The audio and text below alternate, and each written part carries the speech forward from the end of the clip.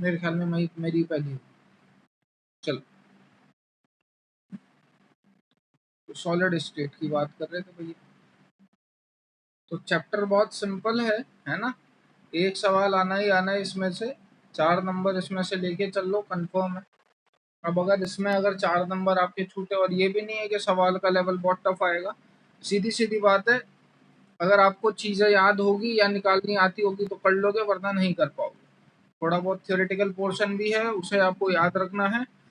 चीज़ें फिक्स हैं, जिसमें से सवाल आएंगे वो सारी चीज़ें अपन कवर कर लेंगे, और 4 नंबर फ्री के देके जाता है। ठीक। इसमें मार्क्स मत खोना, कुछ एक चैप्टर्स ऐसे हैं जो बोनस चैप्टर्स होते हैं, ठीक है, और उनमें नंबर खोना मतलब घटिया बात हो जाती है। सॉलिड स्टेट, सॉलिड स्टेट की बात करें भैया तो सबसे पहले सॉलिड की बात करेंगे, ठीक है। तो सॉलिड की प्रॉपर्टीज की बात करूंगा तो सॉलिड्स है, इसमें बताने जैसा कुछ नहीं है, ये आप जानते हैं। Definite shape, comma size, comma volume, ठीक है। सॉलिड की एक पर्टिकुलर डेफिनेट शेप, साइज और वॉल्यूम होती है, और based on arrangement of atoms इसको अलग अलग कैटेगरीज में क्लासिफाई किया गया है, and based on arrangement of constituent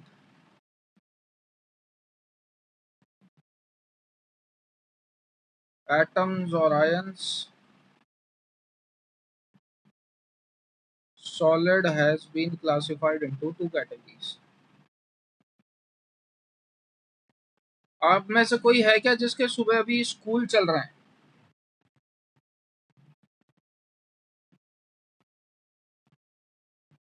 क्या अभी भी ऐसा कोई है जिसकी सुबह क्लासेस चलती हैं? और वो जो 2 कैटेगरीज हैं वो 2 हैं, एमोर्फस और क्रिस्टलाइन।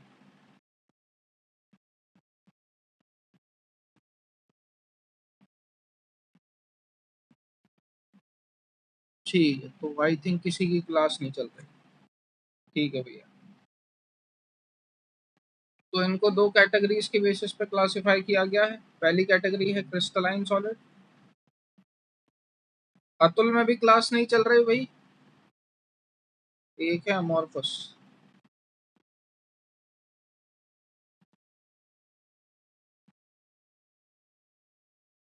चलो फटाफट नोट डाउन करो, उसके बाद आगे बढ़ेंगे।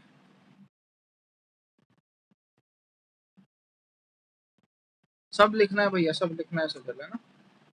फटाफट नोट डाउन करिए। चलिए, तो क्रिस्टलाइन और अमॉर्फस 2 कैटेगरी में हमने सॉलिड को क्लासिफाई करा है। Now we are differentiating between these two. आपको हर एक चीज पॉइंट टू पॉइंट समझनी है। मेन है क्रिस्टलाइन सॉलिड, क्योंकि आपके सिलेबस में यही है। अमॉर्फस के अंदर आपके सिलेबस में उतना ही है जितना अभी आप लिखने जा रहे हैं।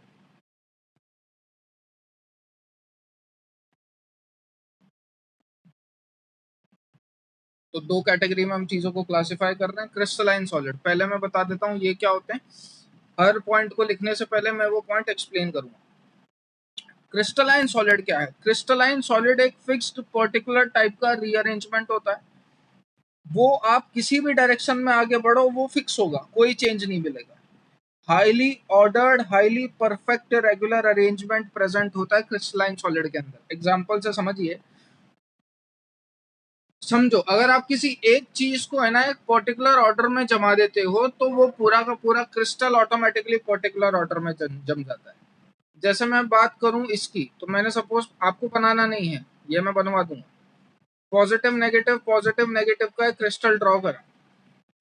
तो अब मैं क्या कर रहा हूँ, मैं यही पैटर्न रेगुलर फॉलो कर रहा हूँ, माने एक पॉजिटिव एक नेगेटिव में लगाए जा रहा हूँ।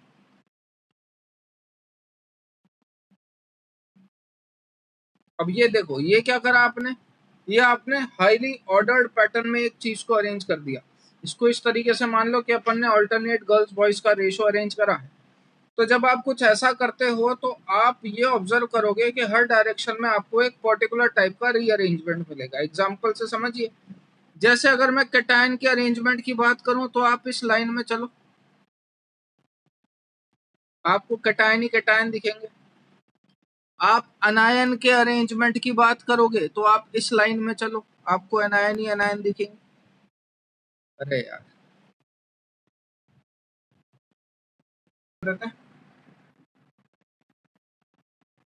तो कैटेगरीज की अपन बात कर रहे थे। तो कैटेगरी में मैंने आपको दो कैटेगरी बताई थी, एक होती है क्रिस्टलाइन और एक होती है अमॉर्फस।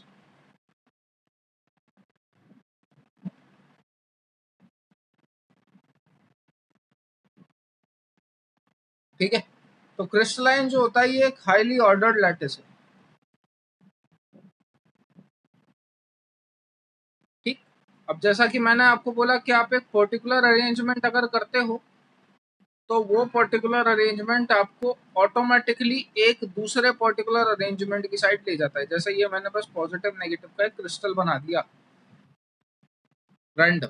अब ये अपन ने क्या करा है, बस अपन ने इतना ध्यान रखा है कि मेरा जो पॉजिटिव नेगेटिव का अरेंजमेंट है वो एकदम परफेक्ट है।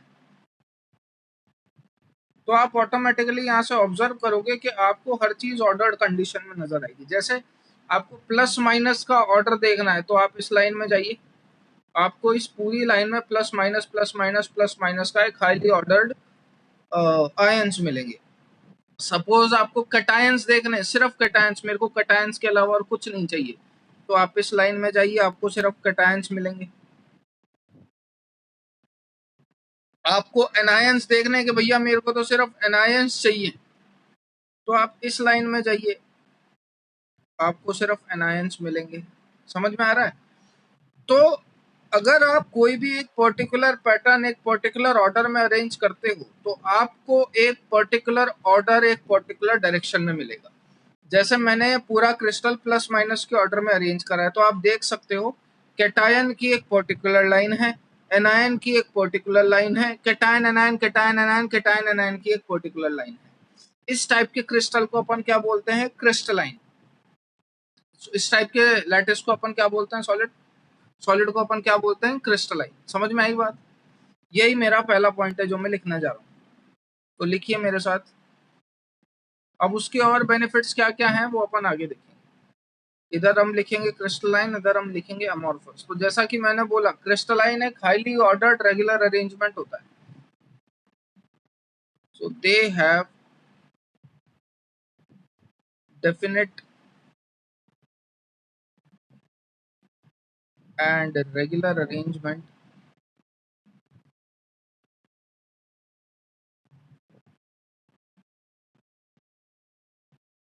of atoms or ions in a 3D space, and they are highly ordered। जबकि जब आप अमॉर्फस की बात करोगे तो इसके अंदर आपको कोई फिक्स या रेगुलर अरेंजमेंट नहीं दिखेगा। द रेगुलर अरेंजमेंट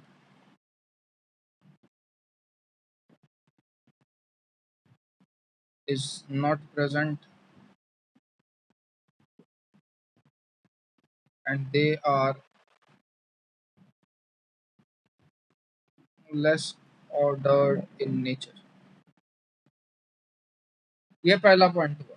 दूसरा, जो उसी डायग्राम के बेस पे था और जो अपन ऑलरेडी एक्सप्लेन कर चुके हैं, एक बात हमेशा ध्यान रखिएगा, क्रिस्टलाइन सॉलिड को आप जब भी तोड़ोगे, क्रिस्टलाइन सॉलिड को आप जब भी तोड़ोगे तो उसकी जो स्मॉलेस्ट यूनिट होगी, उसका जो शेप होगा, पूरे क्रिस्टल की शेप भी वही होगी। मतलब आप उसे कितना ही तोड़ लो, कितनी ही माइन्यूट पार्टिकल्स में कन्वर्ट कर लो, वो हमेशा एक जैसी शेप में ही टूटता है, और वो शेप बिल्कुल वैसी ही होती है जैसा उस लैटिस की शेप होती है। ठीक है, नमक का ऐड सुना होगा आप लोगों ने, दाना दाना एक समान, सुना है? टाटा सॉल्ट का ऐड आता है, क्या है दाना दाना एक समान, कि उस दाने दाने की हर एक शेप जो आप देखते हो, वो हर एक शेप, हर एक दाने की शेप बाकी सारे जितने भी नमक के पार्टिकल्स हैं उन सारे नमक के पार्टिकल जैसी ही होती है, उतनी ही शेप और वैसी ही शेप और वैसा ही साइज होता है।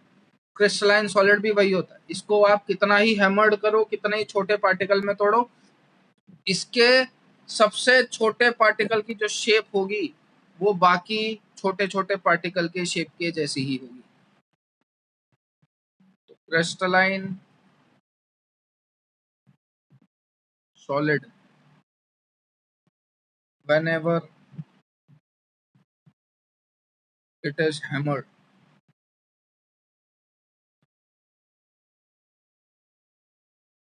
it breaks into fine pieces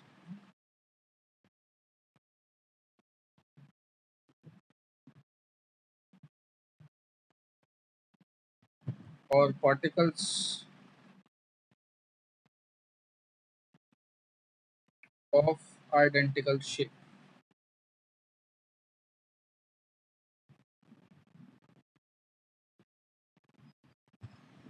second, इसके अंदर ऐसा कुछ नहीं होता, बट amorphous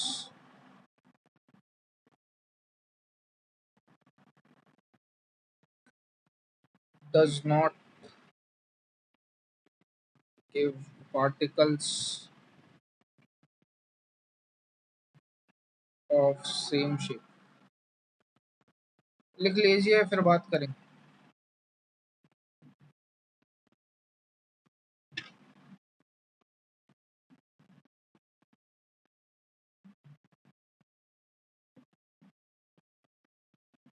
चलिए, थर्ड। अब यहाँ पे आप चाहो तो लैटिस बना सकते हो, कोई बड़ी बात नहीं है, जो अपन बना चुके थे ऑलरेडी। जैसे ये प्लस माइनस का लैटिस बनाए, क्योंकि मेरा जो अगला पॉइंट है वो इसी से रिलेटेड है।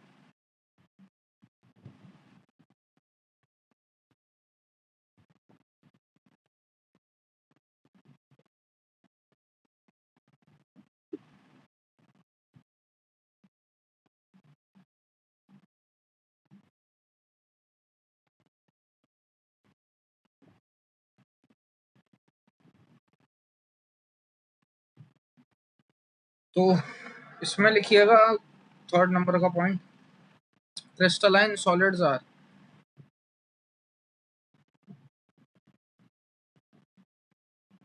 और ये ध्यान रखना है ना, इंपॉर्टेंट पॉइंट है, कई बार एग्जामिनर का घूमा तो हो सकता है इसी में से पूछ ले। Crystalline solid are anisotropic in nature.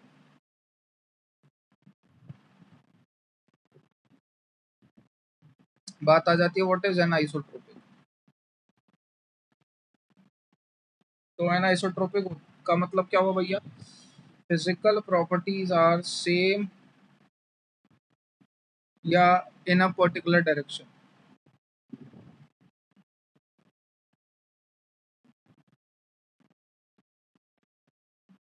मतलब एक पर्टिकुलर डायरेक्शन में आपको एक टाइप की फिजिकल प्रॉपर्टी देखने को मिलेगी, दूसरी किसी डायरेक्शन में जाओगे तो आपकी फिजिकल प्रॉपर्टी भी चेंज हो जाएगी। एग्जाम्पल जो मैं आपको ऑलरेडी बता चुका हूँ वही इसमें आएगा, कि सपोज कोई क्रिस्टल जो है वो पॉजिटिव नेगेटिव अल्टरनेट कैटायन और अनायन की फिजिकल प्रॉपर्टी शो कर रहा है, तो आप इस डायरेक्शन में जाइए। लेकिन किसी एलिमेंट की फिजिकल प्रॉपर्टी कैटायन के सिमिलर है, तो कोई अगर कैटायन वाली प्रॉपर्टी शो कर रहा है तो वो आपको इस डायरेक्शन में मिलेगी। अगर कोई सिर्फ एनायन वाली प्रॉपर्टी शो कर रहा है तो वो आपको इस डायरेक्शन में मिलेगी। मतलब आप क्या होगा, एक तरीके से आप हो गए डायरेक्शन डिपेंडेंट, कि भैया एनायन की साइड जाना है तो ब्लू वाली लाइन की साइड जाओ, कैटायन की साइड जाना है तो ब्लैक वाली लाइन साइड जाओ, और अगर कैटायन एनायन ऑल्टरनेट में जाना है तो ग्रीन वाली साइड की साइड जाओ। तो एक पर्टिकुलर आयन की प्रॉपर्टी अगर आपको चाहिए तो आपको एक पर्टिकुलर डायरेक्शन में जाना पड़ेगा। इसी प्रॉपर्टी को एनाइसोट्रोपिक बोलते हैं, और ये प्रॉपर्टी सिर्फ और सिर्फ क्रिस्टलाइन सॉलिड के अंदर पाई जाती है, क्योंकि क्रिस्टलाइन सॉलिड में ही एक पर्टिकुलर टाइप का अरेंजमेंट होता है। क्योंकि आप अरेंजमेंट एक पर्टिकुलर टाइप का करते हो तो हर आयन भी एक ऑटोमेटिकली एक पर्टिकुलर अरेंजमेंट में ऑटोमेटिकली अरेंज हो जाता है। जैसा कि आप यहाँ से देख पा रहे हैं कि कैटायन एनायन अरेंज करा था मैंने ऑल्टरनेट, लेकिन कैटायन का भी एक पर्टिकुलर पैटर्न बन गया, एनायन का भी एक पर्टिकुलर पैटर्न बन गया along black and blue direction, and cation anion का भी एक पर्टिकुलर पैटर्न बन गया अलोंग द ग्रीन लाइन। ठीक है, नेक्स्ट अपन वही लिख रहे हैं, अमॉर्फस। अब इस प्रॉपर्टी को एनआइसोट्रोपिक बोलते हैं, तो अमॉर्फस सॉलिड कैसे होंगे नेचर में? आर नॉट एन आइसोट्रोपिक, या फिर और we can say isotropic in nature.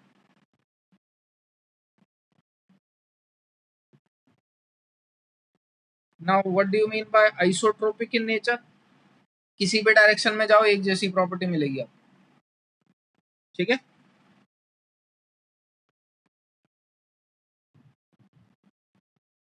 Same property in all direction, तो ये इंपॉर्टेंट पॉइंट है, ठीक है। क्रिस्टलाइन सॉलिड के अंदर आप चाहो तो एग्जाम्पल भी लिख सकते हो भैया। एग्जाम्पल के नाम पे अगर मैं आपको समझाना चाहूँ, एक आपने सुन रखा है कि नहीं, लेकिन दूसरा आपने जरूर सुन रखा होगा। जैसे मैं कुछ एक फिजिकल प्रॉपर्टीज का अगर मैं आपको एग्जाम्पल देना चाहूँ,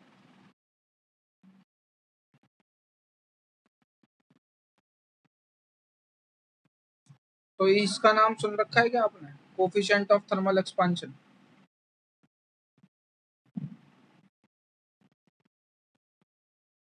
अल्फा बोलते हैं ना।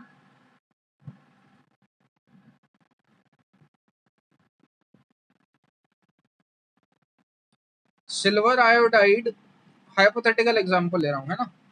जैसे सिल्वर आयोडाइड का जो कोफिशिएंट ऑफ थर्मल एक्सपांशन है, यानी कि जो अल्फा की वैल्यू है, वो किसी एक पर्टिकुलर डायरेक्शन में पॉजिटिव है। सपोज एक्स ले लेता हूँ, एक्स एक्सिस के अलोंग अल्फा की वैल्यू पॉजिटिव है। सिल्वर आयोडाइड की एक्स एक्सिस के अलोंग अल्फा की वैल्यू पॉजिटिव है, तो वाई एक्सिस के अलोंग उसकी अल्फा की वैल्यू नेगेटिव होगी। तो ये क्या हो गया, ये भी एक डायरेक्शन डिपेंडेंट प्रॉपर्टी हो गई कि सपोज हाइपोथेटिकली एक्स एक्सिस पे coefficient of thermal expansion in case of silver iodide वो पॉजिटिव वैल्यू शो कर रहा है अगर आप एक्स डायरेक्शन में चलते हो। लेकिन अगर मैं वही सिल्वर आयोडाइड का coefficient of thermal expansion Y direction में मेजर करता हूँ, तो उसकी प्रॉपर्टी नेगेटिव, मतलब उसकी जो वैल्यू आती है वो नेगेटिव आती है। तो ये भी डायरेक्शन डिपेंडेंट हो गया ना, एक्स डायरेक्शन में पॉजिटिव शो कर रहा है तो वाई डायरेक्शन में नेगेटिव। इससे भी आप एनाइसोट्रोपिक प्रॉपर्टी से रिलेट कर सकते हैं। नोट डाउन हो गया सबका?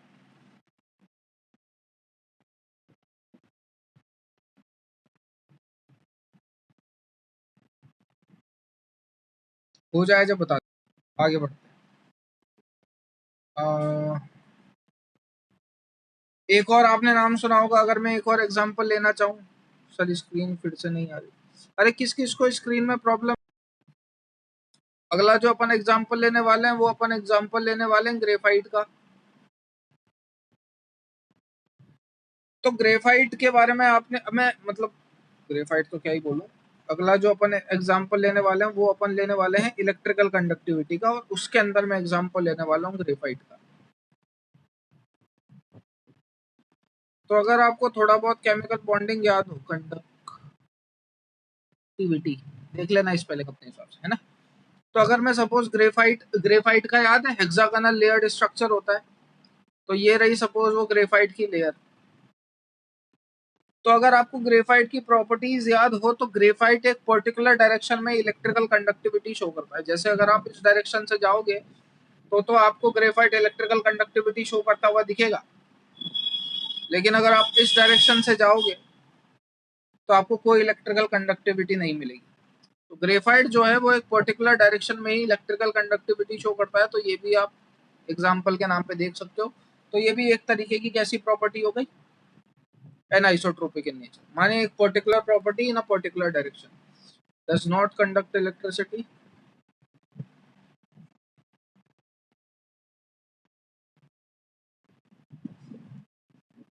और इस डायरेक्शन में इट कंडक्ट।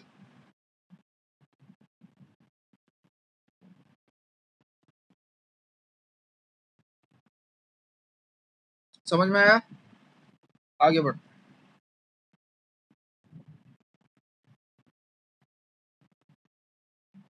चल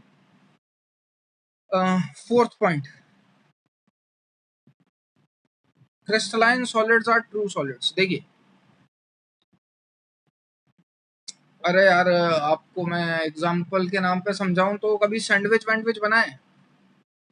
तो सैंडविच में क्या होता है, एक तो आप करो हीटिंग धीरे धीरे, धीमी आंच पे, और एक कर दो आपने टेम्परेचर बहुत ज्यादा हाई दे रखा है, एक बिल्कुल धीमी आंच पे चल रही है और एक बहुत हाई दे रखा है।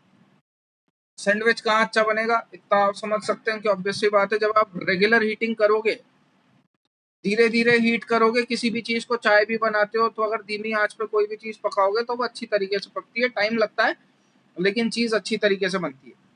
वेयर एज अगर अपन टेम्परेचर बढ़ा के चीज को अगर अपन गर्म करना चाहें तो भैया उसमें मामला गड़बड़ा जाता है, मतलब हीटिंग जो है वो परफेक्ट नहीं हो पाती। क्रिस्टलाइन और अमॉर्फस में यही है। क्रिस्टलाइन के अंदर क्या होता है, रेगुलर हीटिंग दी जाती है, मतलब एक फिक्स अमाउंट ऑफ हीट दी जाती है for a fix amount of time, लेकिन अमॉर्फस में सडन हीटिंग और सडन कूलिंग चलती है। कहने का मतलब, सपोज आप एक लिक्विड मानो, इमेजिन करिएगा, उस लिक्विड को मैं धीरे धीरे करके एक तो कूल कर रहा हूं, और एक मैंने लिक्विड को सडन कूल कर दिया। मतलब कोई चीज ऐसा रैंडम तैर रही थी और मैंने एकदम से इतना टेम्परेचर घटा दिया कि वो चलते चलते ही बर्फ बन गई। मुझे बताओ कौन सा अरेंजमेंट रेगुलर होगा, फर्स्ट वाला कि सेकंड वाला? मतलब जिसमें आपने रैपिड कूलिंग करी है कि जिसमें आपने स्लो कूलिंग करी है या रेगुलर कूलिंग करी है? तो ऑब्वियस सी बात है, स्लो कूलिंग वाला एक रेगुलर अरेंजमेंट होगा, जबकि रैपिड कूलिंग वाला एक घटिया अरेंजमेंट होगा।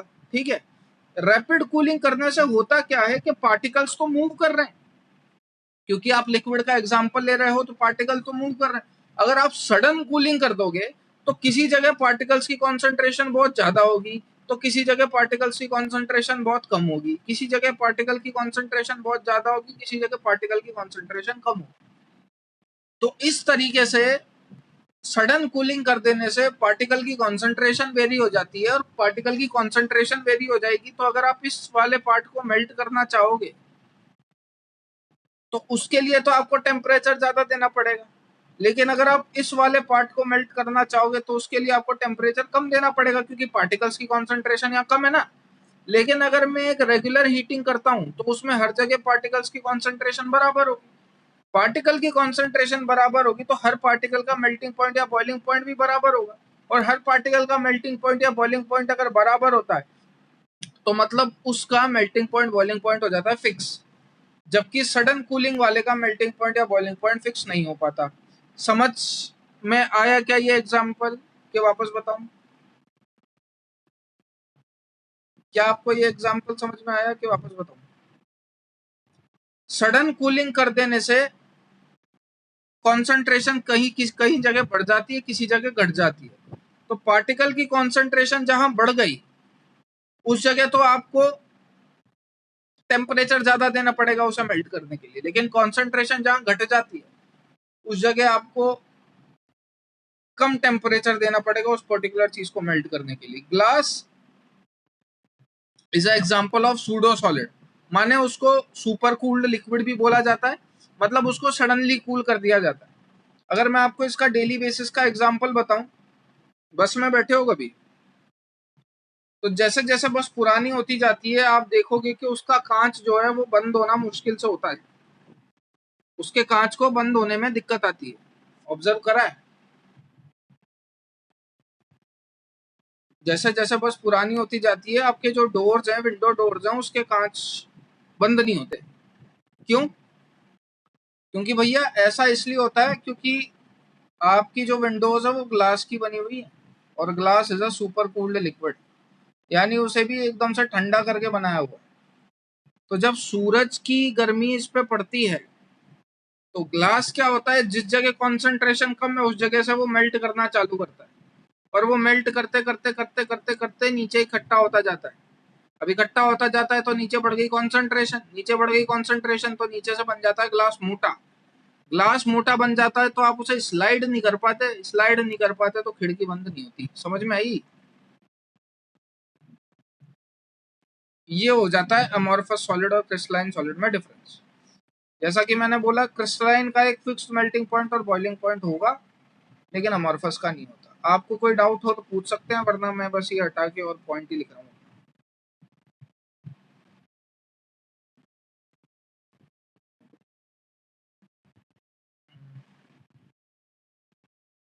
इसमें लिखेंगे crystalline solids are true solids.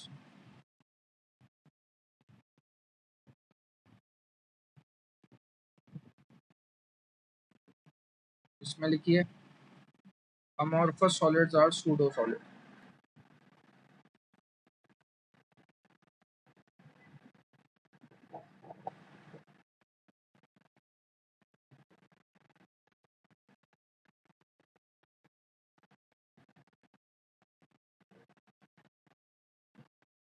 Also called as super cool liquid, जिसका एग्जाम्पल होता है ग्लास। नेक्स्ट लिखेंगे point, crystalline solid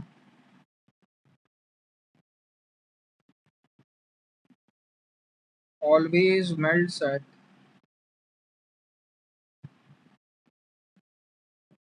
fixed boiling point, sorry, fixed melting point.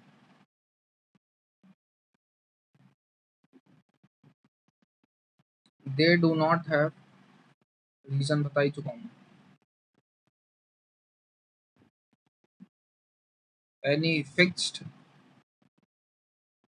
or sharp melting point। फटाफट लिख लो इसको, आगे बढ़ते हैं तुरंत, 2 मिनट का टाइम। चलो आगे बढ़ते हैं, नेक्स्ट टॉपिक डालिए। Based on intermolecular force of attraction. अब बस इतना ही था आपके अमोर्फस, जो भी अब आपके क्रिस्टलाइन चलेगा। क्रिस्टलाइन सॉलिड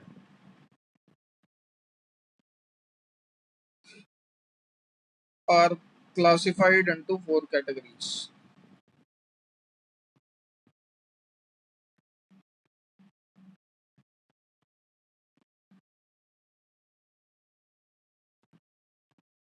ठीक है, 4 कैटेगरी के बेस पे इसको क्लासिफाई किया गया। एक होता है आयनिक सॉलिड, एक होता है कोवलेंट सॉलिड, एक होते हैं वंडरबॉल या मॉलिक्यूलर सॉलिड, और एक होते हैं metallic.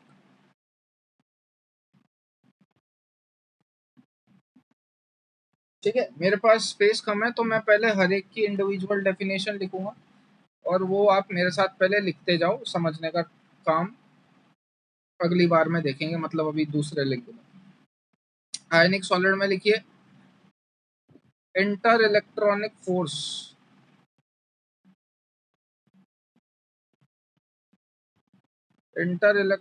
Force of attraction due to cation and anion. पहले लिख लो उसके बाद समझेंगे। ये मैक्सिमम इन मैग्नीट्यूड होते हैं।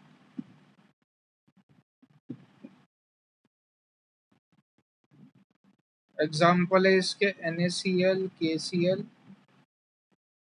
और KNO3। ठीक है, अभी क्योंकि स्पेस है तो मैं यहीं पे कोवलेंट सॉलिड भी लिख रहा हूँ। ये सिर्फ हमने आयनिक सॉलिड लिखा है। कोवलेंट सॉलिड क्या होते हैं? Covalent bond. आयनिक सॉलिड में आयनिक बॉन्ड फॉर्म होते हैं, कोवलेंट सॉलिड में कोवलेंट बॉन्ड फॉर्म होते हैं, मॉलिक्यूलर सॉलिड में वंडरबॉल फोर्सेस होता है, जबकि मेटालिक सॉलिड में मेटालिक फोर्सेस होते हैं। तो covalent bond forces are weak as compare to ionic solids. Example के नाम पे लिख लीजिए डायमंड, ग्रेफाइट, SiO2। उसके बाद आगे बढ़ते हैं, पहले इतना लिख लो 2 मिनट के अंदर।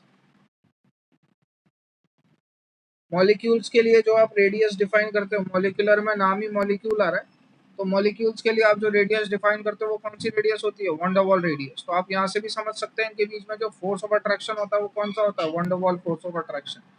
वाई? बिकॉज ऑफ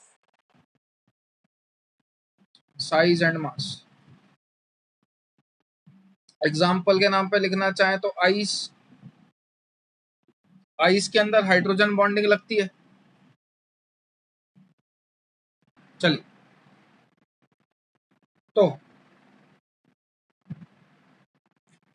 जैसा कि हमने देखा कि मॉलिक्यूलर सॉलिड मॉलिक्यूल्स के लिए डिफाइन होते हैं, इनके बीच में जो फोर्सेस ऑफ अट्रैक्शन होते हैं वो wonder Waals force of attraction होते हैं। Wonder Waals force of attraction size या मास की वजह से लगते हैं, ठीक है। आइस के अंदर आप जानते होंगे वाटर और वाटर के मॉलिक्यूल्स के बीच में हाइड्रोजन बॉन्डिंग होती है।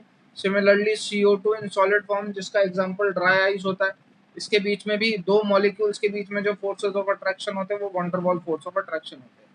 अगली बात करूं मैं मेटेलिक सॉलिड की, तो मेटेलिक सॉलिड के अंदर जो फोर्सेस होते हैं वो मेटेलिक बॉन्ड होते हैं। एग्जांपल के नाम पे आपके सामने लिखा हुआ है Fe, Ag और E। अब मैं बाकी चीजों की बात कर लेता हूँ। मैंने आपको दो सॉलिड और डिफाइन करवाए थे, एक आयनिक सॉलिड डिफाइन करवाया था और एक कोवलेंट सॉलिड डिफाइन करवाया था। आयनिक सॉलिड को बिल्कुल आप इलेक्ट्रोस्टैटिक फोर्स ऑफ अट्रैक्शन की तरह मानते हुए चलना। कैटायन और एनायन के बीच में एकदम इलेक्ट्रोस्टैटिक फोर्स ऑफ अट्रैक्शन लगा हुआ होता है, ठीक है। और इलेक्ट्रोस्टैटिक फोर्स ऑफ अट्रैक्शन या इनडायरेक्टली बोलूं तो आयंस के बीच का जो अट्रैक्शन होता है, इनका जो मैग्नीट्यूड होता है वो सबसे ज्यादा होता है। मतलब ये कुल मिला के सबसे मजबूत होता है। आयनिक सॉलिड सबसे मजबूत होते हैं। कोवलेंट आयनिक के कंपैरिजन में थोड़े से वीक होते हैं, क्योंकि उनके साथ शेयरिंग ऑफ इलेक्ट्रॉन होते हैं। और अपन जानते हैं covalent forces are slightly weaker forces than ionic. हालांकि कोवलेंट में जैसे मैं अगर डायमंड का ले लूं एग्जांपल या कार्बोरेंडम का ले लूं, तो उनका मेल्टिंग पॉइंट बॉइलिंग पॉइंट आयनिक वालों से भी ज्यादा होता है। अपन अगर एक्सेप्शंस को छोड़ दें और मैं इन जनरल बात करूं, तो इन जनरल आयनिक वालों के फोर्स ऑफ अट्रैक्शन का जो मैग्नीट्यूड होता है वो कोवलेंट वालों के फोर्स ऑफ अट्रैक्शन के मैग्नीट्यूड से थोड़ा सा ज्यादा होता है।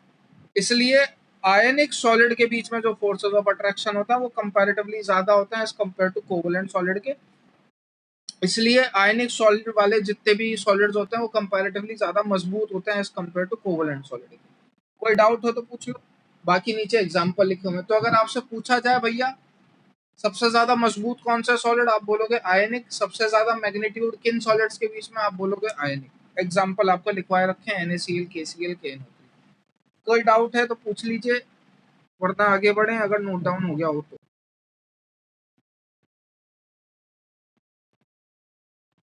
अगली बात करूंगा मैं स्पेस लैटिस की। व्हाट इज स्पेस लैटिस पहले लिख लो फिर बता देते हैं।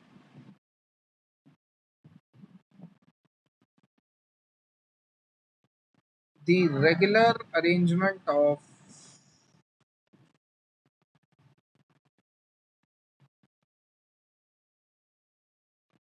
constituent atoms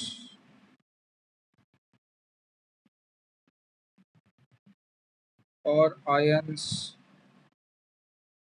in a 3D space is called space lattice। तो ये तो डेफिनेशन होगी। डेफिनेशन का क्या सेंस है समझिए। देखिए, लैटिस क्या होता है। लैटिस बेसिकली एक रेगुलर अरेंजमेंट है, किसका, एटम्स का। नीचे वाला नहीं लिखना आपके पास, ऊपर वाली डेफिनेशन लिखनी है, नीचे वाला समझाने के लिए। तो लैटिस क्या है, एक रेगुलर अरेंजमेंट है किसका, एटम्स का, ठीक है। और उस रेगुलर अरेंजमेंट ऑफ एटम्स को हम क्या बोलते हैं, लैटिस। देखिए, लैटिस को आप क्या करो, एक जाल की तरह समझो, जो मकड़ी का जाला होता है, लेकिन वो जाला कैसा होगा, 3D का जाल होता है, ठीक है। जाल की तरह समझिए, और वो जाल कैसा है भैया, 3D का जाल। सपोज एक पर्टिकुलर टाइप का अरेंजमेंट है, सपोज मैं किसकी सपोज यू मान लो आयरन लैटिस की बात कर रहा हूं। तो मैं आयरन लैटिस के अंदर आयरन का एक पर्टिकुलर टाइप का अरेंजमेंट देखता हूं एक्स डायरेक्शन में, एक पर्टिकुलर टाइप का अरेंजमेंट देखता हूं वाई डायरेक्शन में, और एक पर्टिकुलर टाइप का अरेंजमेंट देखता हूं जेड डायरेक्शन में। तो किसी लैटिस के अंदर उसके एटम्स का एक्स वाई और जेड डायरेक्शन में किस तरीके का अरेंजमेंट है, वही चीज क्या कहलाई जाती है, स्पेस लैटिस। समझ में आया। आयरन के सॉलिड का एक पर्टिकुलर टाइप का अरेंजमेंट पाया जाता है, एक्स एक्सिस में अलग, वाई एक्सिस में अलग और जेड एक्सिस में अलग। एक्स एक्सिस में एक पर्टिकुलर टाइप का अरेंजमेंट होता है, वाई एक्सिस में एक पर्टिकुलर टाइप का अरेंजमेंट होता है, जेड एक्सिस में एक पर्टिकुलर टाइप का, यानी कि अलग अलग तरीकों से अरेंज रहते हैं। अब वो अलग अलग तरीकों से जो अरेंज रहते हैं, उस पूरी स्ट्रक्चर को जब मैं ओवरऑल देखता हूं तो वो कहलाया जाता है मेरे लिए स्पेस लैटिस। समझ में आई बात? तो कुल मिला के किसी भी लैटिस को आप जब थ्री डायमेंशनल तरीके से अरेंज करो, इमेजिन करोगे, किसी भी पर्टिकुलर लैटिस को जब आप थ्री डायमेंशनल तरीके से इमेजिन करोगे तो उस लैटिस को अपन स्पेस लैटिस बोलेंगे। जैसे मैं आपको बोल दूं कि भैया आप एकदम है ना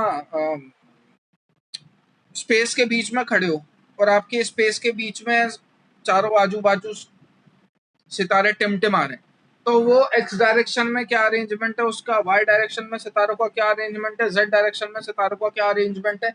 आप उस पूरे 3D स्पेस का एनालिसिस करके उसकी एक पर्टिकुलर शेप बनाने की कोशिश करोगे, और वही पर्टिकुलर शेप थ्री डायमेंशनल में यानी कि तीनों एक्सिस पे जब मैंने मेजर करा अरेंजमेंट के, एक्स एक्सिस पे भाई स्टार्स किस तरीके से अरेंज है, वाई एक्सिस पे स्टार्स किस तरीके से अरेंज है, जेड एक्सिस पे स्टार्स किस तरीके से अरेंज है, उन तीनों एक्सिस को मिला जुला के मेरी एक पर्टिकुलर शेप बनी होगी उस स्पेस के अंदर, और उसी स्पेस के अंदर वो जो शेप बनी होगी यानी कि वो जो जाला बना होगा उसे ही आप बोलते हो स्पेस लैटिस। बात समझ में आई?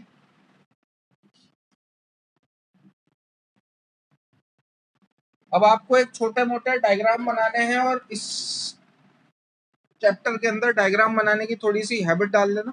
प्रैक्टिस लगेगी, 2-3 टर्न लगेंगे, लेकिन कोशिश करना आप लोग एक ही टर्न में कंप्लीट कर पाओ, क्योंकि मैं भी कोशिश करूंगा कि एक टर्न में कंप्लीट कर दूं। इस डायग्राम को बनाने की कोशिश करो, देख लो किस तरीके से अरेंजमेंट कर रहा हूँ। पहले मैं क्या बना रहा हूँ, क्यूब। क्यूब बनाने का सलीका देख लीजिए। पहले आप ऐसा एक बॉक्स ड्रॉ करना, उसके बीच में से लगभग एक ऐसी एक और बॉक्स ड्रॉ कर देना।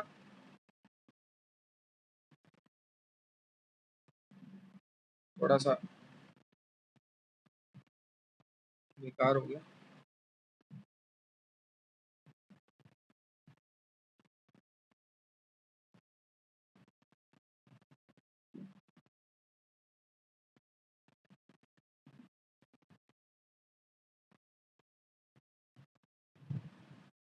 ये क्यूब नजर आ रहा है सबको? अब देखो, कलर चेंज करके बनाने की कोशिश करूंगा, आप भी वैसे बनाने की कोशिश करिएगा। इसको मैं कैसे कैसे काट रहा हूँ या इसको मैं किस बेसिस पर डिवाइड कर रहा हूँ। एक तो लाइन मैंने ऐसे ड्रॉ करी है,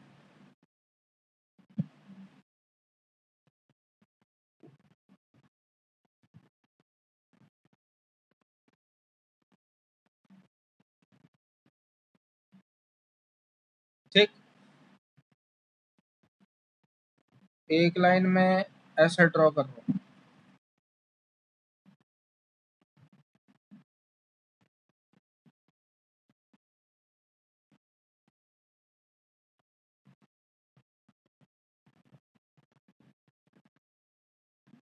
गलत हो गया।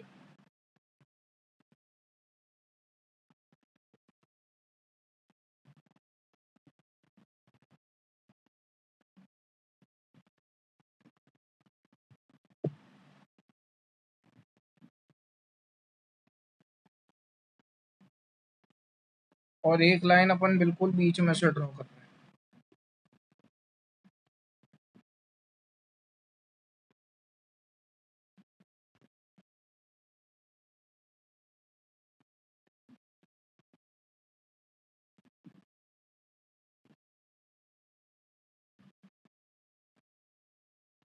ठीक है, ये वाली लाइन में मिटा रहा हूँ क्योंकि थोड़ी सी अनयूजुअल हो गई है।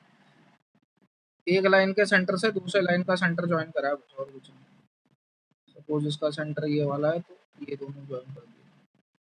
लाइन समझ में आ रही है? तो आप भी इसको इसी तरीके से जितना जल्दी हो सके ड्रॉ कर लीजिए।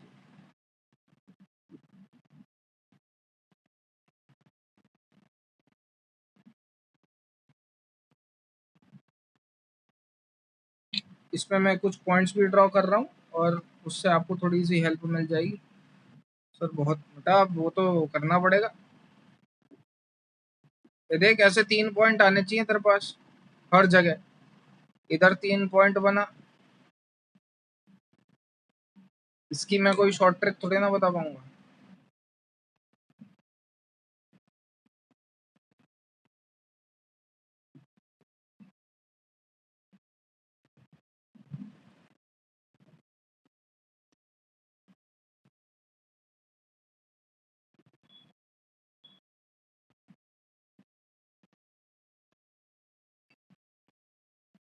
समझ में आया? ये 3 पॉइंट को भी ज्वाइन करना हो। कौन से वाले? ये ब्लू वाले पॉइंट्स ज्वाइन होने चाहिए, ये वाले।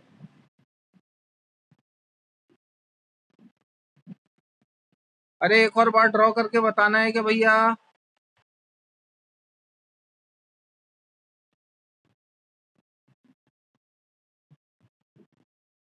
ये बेसिक ड्राइंग है, इसमें दिक्कत नहीं होनी चाहिए, वरना वाकई में दिक्कत हो जाएगी।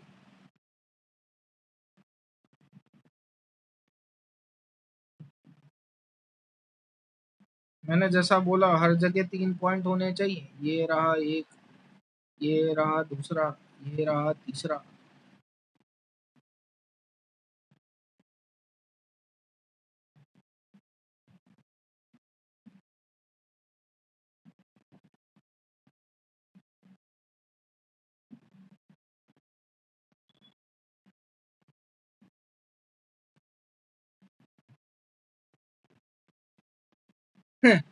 वापस बना के बताऊं? हटा दे भाई इसको फिर। देखो देखो, मेरे साथ बनाते हुए चलना। सबसे पहले क्या करेंगे, ऐसा स्क्वायर बनाएंगे भैया। इसके बीच में से एक और लाइन ऐसा पास करो, इतना हुआ। क्यूब बनाया, और फ्रंट वाले से देखोगे तो आपको क्यूब नजर आ जाएगा। इतना ठीक है? ये बात घुसी भेजे में। थोड़ा बड़ा बना लेना आप लोग, है ना?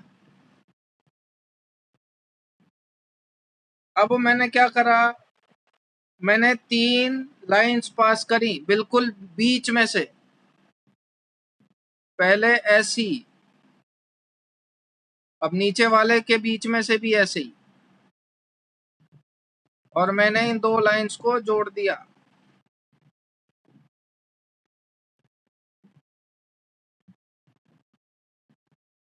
इतना हुआ आप लोगों से। धीरे धीरे करके बढ़ेंगे, पहले इतना बना लो सारे। सबसे इतना हो जाए जब बता देना, और थोड़ा सा जल्दी बनाना भाई, ड्राइंग की ट्रेनिंग देना। तो ये मैंने क्या करा, एक लैटिस पॉइंट्स ड्रॉ करे हैं एक पर्टिकुलर 3D लैटिस पे। ये जो मैंने बनाया बेटा, ये एक 3D लैटिस बनाया है। और ये 3D लैटिस के ये जो ब्लू कलर से मार्क कर रखे हैं, ये उन 3D लैटिस के लैटिस पॉइंट है। जैसा कि मैंने आपको बोला था कि जब भी आप क्रिस्टलाइन सॉलिड को तोड़ते हो तो वो हमेशा रेगुलर पैटर्न में टूटता है, यानी कि उसका हर एक पार्टिकल सेम शेप और सेम साइज का होगा। जो सबसे छोटा पार्टिकल होता है, और उन पार्टिकल्स के n नंबर ऑफ पार्टिकल को जब आप कंबाइन कर देते हो तो ये पूरा लैटिस तैयार हो जाता है। तो इसको अगर मैं एक पूरा लैटिस मानूं तो इसका सबसे छोटा पार्टिकल कौन सा होगा? देखो, तो उसका जो सबसे छोटा पार्टिकल होगा वो आप देख पा रहे होगे, ये है, जो कि एक क्यूब दिखेगा आप।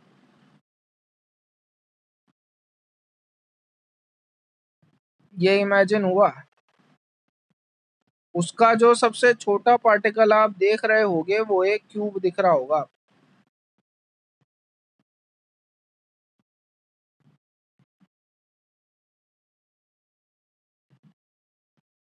दिखा ये क्यूब? अगर मैं ये वाली लाइन भी ज्वाइन कर दूं तो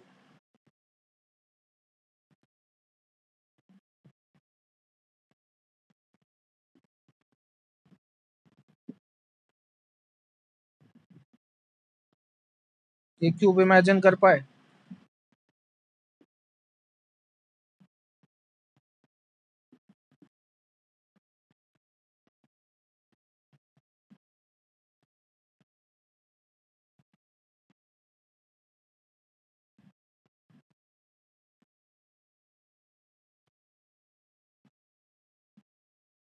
ऐसे कितने क्यूब हैं इसमें?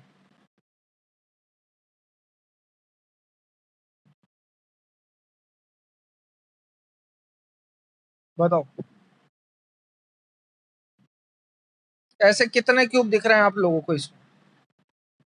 8 दिखे सबको? ऐसे 8 क्यूब से ये लैटिस बन रहा है।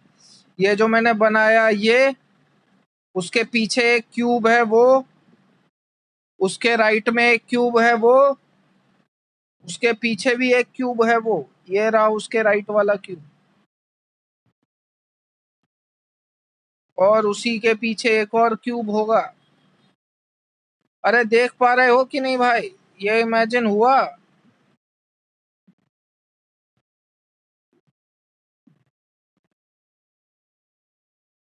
8 क्यूब हैं ये, 8 क्यूब।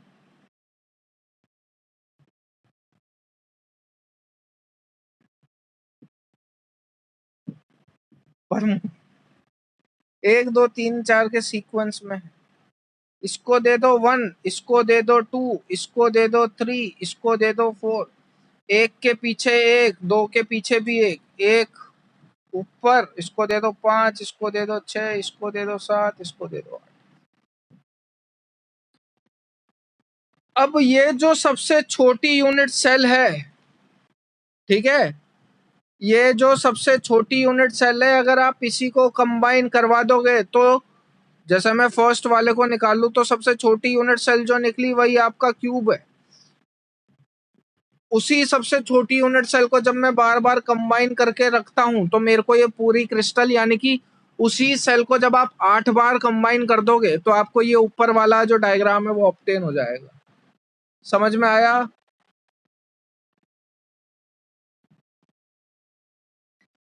तो ये क्या हुई मेरी क्यूब? ये मेरी स्मॉलेस्ट रिपीटिंग यूनिट हुई। और इसी स्मॉलेस्ट रिपीटिंग यूनिट को जब आप बार बार एक दूसरे के ऊपर अरेंज करोगे, आगे पीछे ऊपर नीचे दाएं बाएं, तो आपको एक लैटिस का अरेंजमेंट मिलेगा जिसे आप स्पेस लैटिस बोलते हो। और ये जो स्मॉलेस्ट रिपीटिंग यूनिट होती है इसे बोला जाता है यूनिट सेल। एग्जाम्पल से समझाऊं, तुम्हारे घर की दीवारों किससे बनी हुई है भैया? काफी सारी ईंटों से। उस काफी सारी ईंटों में जो एक ईंट है वो कहलाई जाती है यूनिट सेल। और उस यूनिट सेल को जब आप बार बार रिपीट करते हो तो बन जाता है आपका घर, उसे बोला जाता है स्पेस लैटिस। समझ में आया? तो ईंट क्या हुई? उस घर की स्मॉलेस्ट रिपीटिंग यूनिट, जिसे बार बार रिपीट करने से आपके घर का फॉर्मेशन हो गया, which is known as what? Space lattice. समझ में आया बात? समझ में आई बात यहां तक?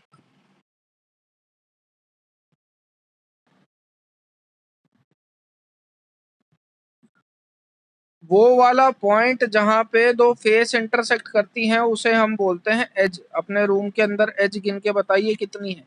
अरे एक ही लड़की इमेजिन कर पा रही है भाई, बाकी लोगों का क्या है? 8 4 भयंकर लोगों, 12, 12 एजेस है भाई। ये भी एज है, ये भी एज है, ये भी एज है, ये भी एज है। 4 तो ऊपर हो गई, 4 नीचे हो गई।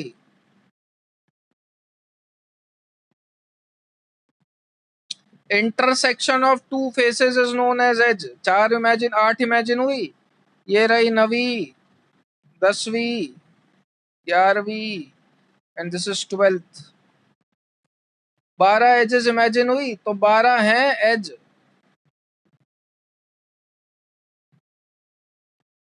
उसी क्या बात भेजे में?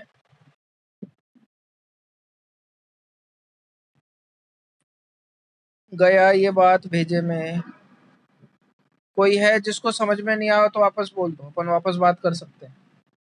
12 एजेस हैं, 8 कॉर्नर हैं, 6 फेस हैं। आपको अगर इसमें से कुछ भी समझ में नहीं आया हो तो पूछ लो, ठीक है? अब अगला सवाल आपसे जो पूछ लेते हैं वो ये है, कंट्रीब्यूशन। 8 कमरे इमेजिन हो गए, वो जो अभी थोड़ी देर पहले करवाए थे। मैं वापस रिपीट कर देता हूँ। आप जिस कमरे में बैठे हो वो कमरा, आपके आगे एक और कमरा है, आपके लेफ्ट में एक और कमरा है, आपके लेफ्ट वाले के आगे एक और कमरा है, वो हो गए 4 कमरे। और ऐसे ही 4 कमरे ऊपर हैं। ये 4 कमरे इमेजिन हो पाए। जैसे मैं इस कमरे में हूं, ये रहा मैं, तो मेरे लेफ्ट में एक और कमरा, ऐसे ही 2 कमरे आगे, ऑब्वियस सी बात है वो मैं दिखा नहीं सकता, और ऐसे ही 4 कमरे ऊपर भी हैं। ठीक है, अब ध्यान से सुनना। ये मैं हूं इस कमरे में, मैंने इस कमरे पे कोने में ये बॉल टांग रखी है। मैंने इस कमरे में कॉर्नर पे ये बॉल टांग रखी है। Ball ball ball ball ball ball है 3D। मुझे बताओ ये बॉल कितने कमरों में शेयर हो रही होगी उन 8 में से? मैंने इस कमरे के कॉर्नर पे एक बॉल टांग दी और वो बॉल कितने कमरों में शेयर हो रही होगी? आंसर आया 1 2, बाकियों से आंसर एक्सपेक्ट कर रहा हूँ। 4 बोले भाई, 2 भी आया, 4 भी आया, और 4 आया।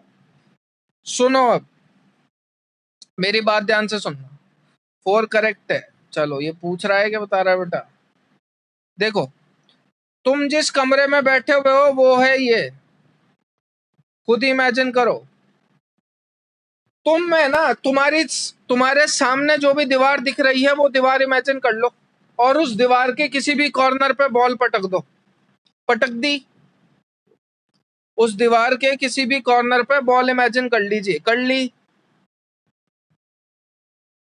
अब उस कमरे के आगे एक और कमरा है, क्या उसके आगे वाले में वो बॉल दिख रही होगी? क्या बॉल को 3 डायमेंशनल मानना? क्या उसके आगे वाले कमरे में उस बॉल का कुछ पार्ट दिख रहा होगा आपको? हाँ कि ना? बिल्कुल सही है स्वप्नजा। दिखा? तुम्हारे लेफ्ट में जो कमरा है, उस कमरे के अंदर क्या उस बॉल का कुछ पार्ट होगा? हाँ कि ना?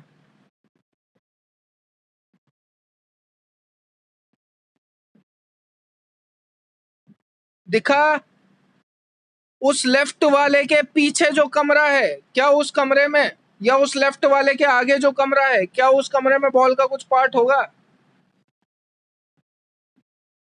तो चारों कमरों में बॉल दिख रही होगी भाई। इसके आगे अगर मैं एक और क्यूब ड्रॉ कर दूं, ये समझ लो, ये लो, अब कुछ अगर इमेजिन हो पाए तो।